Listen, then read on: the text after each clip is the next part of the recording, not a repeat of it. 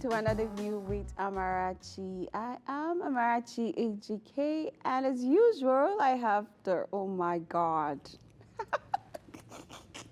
I think I'm the Canadian one. You guys are looking awesome. Thank the you. delectable Ogeanu, fabulous for like and the sumptuous Tawa Adalawa. As usual on today's session, we're talking about the struggles to look good for an African immigrant living in Canada. You can see this is how we actually dress. This is African print, you know. But let me just imagine that we're on red carpets. Who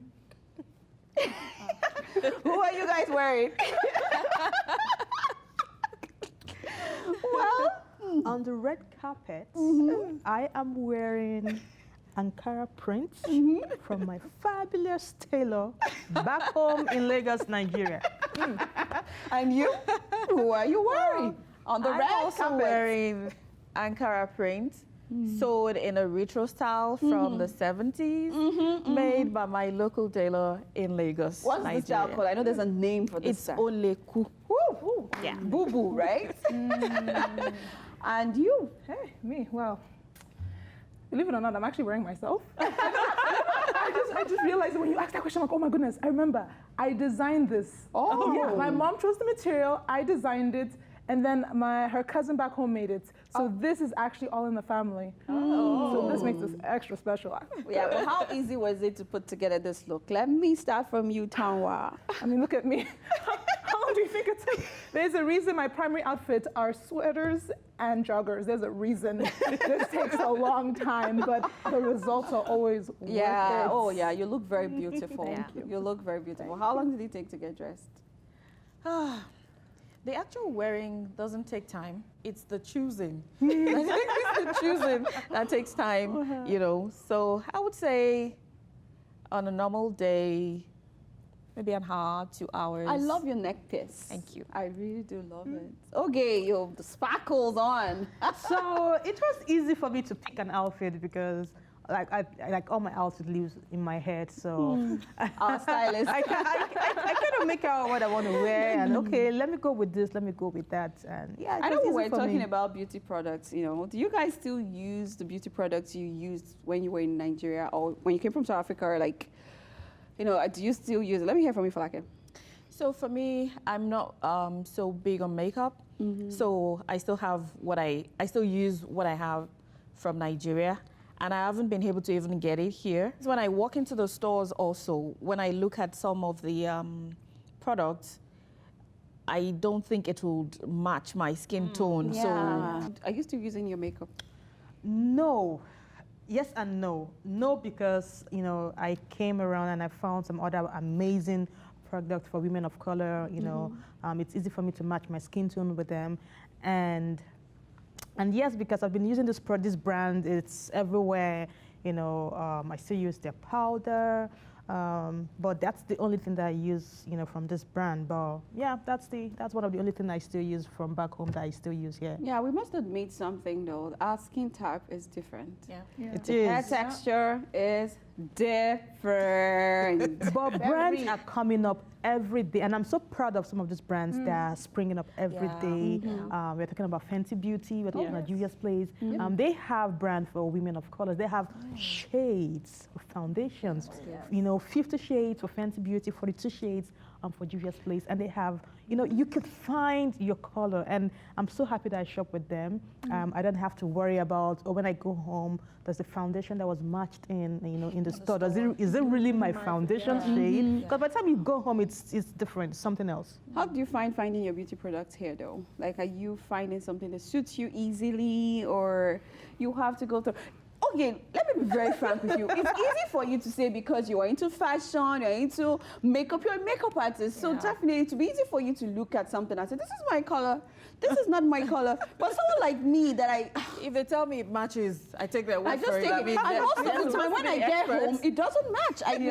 So like you told us a hack of the lights. Like when you apply the makeup on the lights, you when they test in the store with the lights, you look like, oh, it's your color. But when you get home, you're like, what happened? So this is what I do when I test it in the store, I step out. You know, I step out. I said, okay, give me a minute. Let me step out. Let me see what it looks like.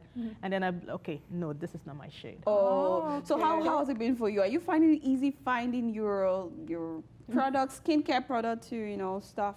Easy. That's not the word I'd use. It's been a struggle. Like, okay, I'm like average, like, and even my skin tone, even though I'm black, I'm still like kind of in the middle there. I'm like medium toned. It's very easy for me to find things generally. Finding the correct match, as you said. Thank you for that hack, by the way. I'm going to be using that from now on. I'm using that. Skincare, oh my goodness. Because when I came, I couldn't use makeup. Nigerian father, let me just put that there, and you can translate. Like, I could not use makeup, skincare. My mom looked at me, why do you need skincare? Me, I had lots of pimples. I'm like, Mom, I want skincare. No, you don't need skincare. So I literally, at the moment I hit 18, that's when I started like looking for my thing, and there's been lots of like trial and error. I'm still figuring things out, but now, you know, I figured things out. I know where to look online. Yeah, you're right. You told us a lot Yeah, of things. a lot of So let's things. hear from you guys. So we're not talking about makeups now, like your skincare, hair care products. How was it for you guys to, you know, find what suits you? Have you actually found? Let me not imagine like you have found what suits you. No. I still shop from Nigeria when it comes to clothes because I still find, you know, Nigerians. You guys, you know, we're very trendy. We're very fashionable. Fashion is, you know, apart from Zara and H&M, there is basically nothing that I find that is, you know, what I would love to wear on a daily basis. So I still shop from Nigeria. Yeah, Ogi told me she shipped clothes from Nigeria. I still ship clothes from Nigeria. I love Nigerian brands. And Nigerian brands, they've stepped up their game. So I do a lot of them How about your Nigerian brands. skincare? So you still buy from Nigeria too? Yes, I do. Okay. I do. I'm serious. I do. I'm thinking because you're living in Canada. Because Okay. jeggings and those, they don't work for me. I still buy my skincare Okay, but from are you Nigeria. buying you know, we have a lot of skincare people that are just coming up in Organic Nigeria. people. Yeah, are those the kind of things you're buying, or you're buying off the shelf from Nigeria? I would say that they are organic, you know, but I mean, I'm not gonna buy jeggings off the shelf and it's gonna work for me. It has never worked for me. I never liked it. At one time when I moved to when I initially moved to Canada, I was like, I don't like the way I was looking. So I did a lot of research. I'm like, okay, you know what? I found a brand. It's a very popular brand, and then I bought it online. They shipped from Montreal, but I said, you know, I think it's easier for me to just buy from Nigerians. So You get. So for me, one of the things I struggled with coming here is the dryness. My skin, I have combination skin, and especially on my legs, it tends to be very dry. So I'm going to work, and then I get to the office, and I'm like, oh my God, what just happened? But was it like that in Nigeria though? It wasn't. Okay. It wasn't, which I don't know why it's like that. So I've tried a lot of things, and right now I don't think I have one thing in particular that works. But recently I got this bio oil, and I mixed that with some other things, and it's better now. Okay. One challenge though with hair care, so my hair is natural. It's not texturized, no relaxer. And my daughter's is the same. Getting the right thing to use for her has been a struggle. You know, I've tried all sorts. Right now, I don't buy detangler anymore. Someone taught me that hack. I just take that conditioner, put hot water, shake it up. I have my detangler. It works. Like, just spray it in, leave it for a while. Wow. And then you can maneuver the hair. She Okay, doesn't you care. found the product on the shelf. Do you think that Canada has come to realize the need, like, you know, consider the fact that hair texture is really different, you know, and Nigerians are becoming, like, we're let me not use the word becoming, let me just say, like, immigration is now something that Canada is really investing into, and lots of Africans are coming in. Do you think that, you know, the Canadian beauty industry have realized this and, you know, say that we're a potential market, let us go into this part of this business and begin to produce products that suit our skin? Not to say that they don't have good products, because there's some products that you see here, they have a Nigerian brand for it too. Oh, okay. Did you guys realize that? No? No. Oh. So there's a product my son was using in Nigeria. I used that product too. When we got here, it was terrible. The rashes, when we got here and bought it, we had to order it from Toronto. The rashes everywhere on both of us. And I'm like, this is the same product. Like, what's going on? You know, it took me a while to go to the pharmacist after I felt like I couldn't manage these rashes anymore on both of us. Okay. And the pharmacist kind of explained that the weather, the contents may not be different, that each product is manufactured based on the environment. And then she recommended something for I and my son, and immediately the whole, like, after a day or two, and that's the cream I still use to today. Because I don't want to try. I have very sensitive skin, so I don't want to try. She said, this is what it is, and use this. And because I was like, oh, this is a product we use in Nigeria. I was so happy it's here. And I got it. It didn't work. So do you think that the Canadian market have actually started realizing like we are potential business for them and start doing that? Do you think they have started doing that though? Maybe not on a large scale, but I think a couple of them are. And I'll give you an example. I went into Lush to get bath bombs, you know, and as I was leaving, I was given samplers, conditioners, and I was told it's for African hair, that I should go try it. So I would say they're open. I mean, they realize that we're part of the community, it, right? And they're open to it. Yeah. Let me tell you, Fulake, have you been to the store and you go to the section where you can get the hair care for women of color? Do you see how small this section is? Very, very. The section is limited. really small, very limited product. And secondly, sometimes I feel some of this product are not being made by people of color. So you really do not understand our hair texture. So just, you don't throw something out there and say, oh, this is detangler, oh, this is argan oil. So I find it really, difficult to buy hair care here. I just buy the regular one. Okay, you order it too. Trust me, if I was natural, absolutely, because there are some very great brands in Nigeria that cater to that, but I'm not. Just to buttress what you said about the people making it not being people of color. Now, even when it comes to African American hair, I've found that more often than not, the people who are being used as templates are actually mixed race people, not pure blacks.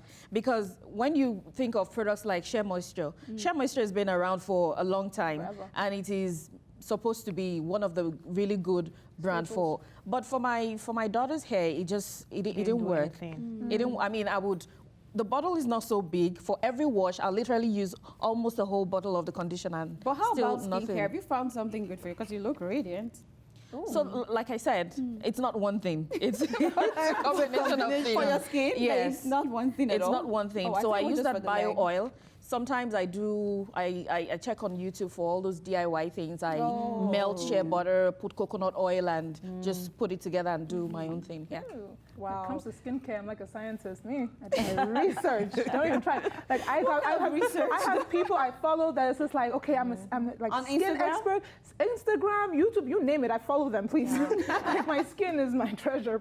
Like, oh, I've got they look good though. Yeah. Thank you so much. So like, no, I check, okay, what, so I focus more on ingredients more than like a brand. So what ingredients are they using? What ingredients are good for our skin? What ingredients is like, you probably shouldn't use this. Like there's different kind of retinols, and there's retinoid, and then there's this, and then there's that, there's hyaluronic acid, there's lactic acid, this is that. What's good for our skin? That's what I check. And then a lot of the times they'll maybe recommend a product, and then I'll check out that product, and then I'll see, okay, what products are compared, and I can see what I can actually afford, because the stuff costs money. Yeah, that's true. I don't feel like it mentioned the fact that she noticed like a skin type, like your skin changed and became very dry. Did anybody notice that for hair? Because of the weather. My edges are gone. Like they are gone. Don't leave your hair out. Don't do it. Don't. Yeah. Don't do it. Because of the winter, right? Right. Your hair gets dried out, your just breakage. Yeah, and The breakage is scary. I don't even want to Let talk me tell about you that. guys, like, when I came here, my hair started breaking. I thought I was having alopecia. Like, the thing was just, like, when you do like this, it would just on the floor.